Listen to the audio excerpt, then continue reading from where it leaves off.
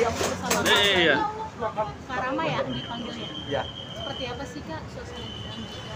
Alhamdulillah acaranya seru. Memang sengaja aku tuh bikin undangannya tuh berjalan terus sedikit demi sedikit datangan. Sekalian kita juga pengen belajar flow-nya gimana.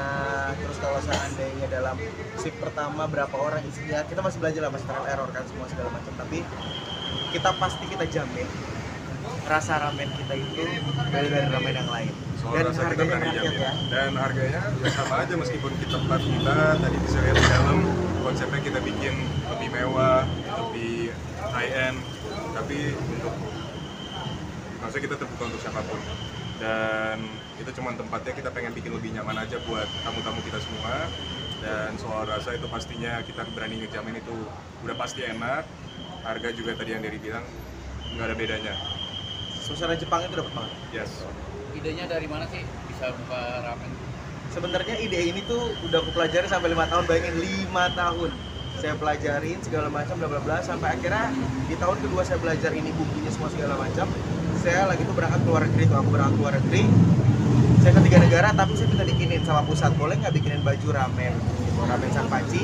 Di belakangnya ditulis loyal customer. Sampai akhirnya sampai loyal customer semua segala macam sampai akhirnya wah berhasil lah itu semua segala macam.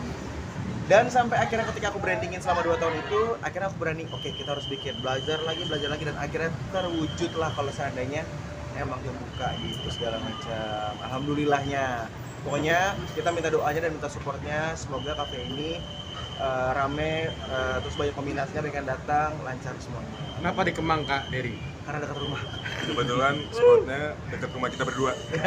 Jadi rumah kita sama di Kemang, dia di Bangka, saya di Kemang Raya. Jadi kayak ini tengah-tengah. Tengah-tengah tempat usaha kita pertama di sini. Jadi kenapa akhirnya ngambil bisnis kulinernya? Karena dari SMA sebenarnya saya udah buka bisnis kuliner sebelumnya, tapi kecil-kecilan. Karena mungkin uang ya, balik ke uang ya. Jadi kayak ternyata mikir kalau oke, gue masih muda, ternyata nabung itu penting dan gue harus berani coba hal yang besar. Kalau seandainya nggak berani ya nggak akan jadi. Kalau dari saya juga kenapa ramen Sanpachi, saya ajak Dery akhirnya karena ya kita suka makan di situ. Ya. Dan kita rasa kenapa kita nggak bikin yang lebih baik lagi. Dan akhirnya terwujudlah ramen 38 Sanpachi Kemang. Rugi banget makan di tempat orang dulu. Jadi beda sama yang Sanpachi yang sebelumnya? Insya Allah ini rasanya luar biasa. Beda dengan restoran lain nih sampai jam 5 subuh. Apa sih yang mempertimbangkan hal itu? Karena kita tahu dunia malam juga nightlife di Jakarta itu rame banget. Jadi kita menyiapkan ini semua. Semoga anak-anak malam bisa datang ke sini.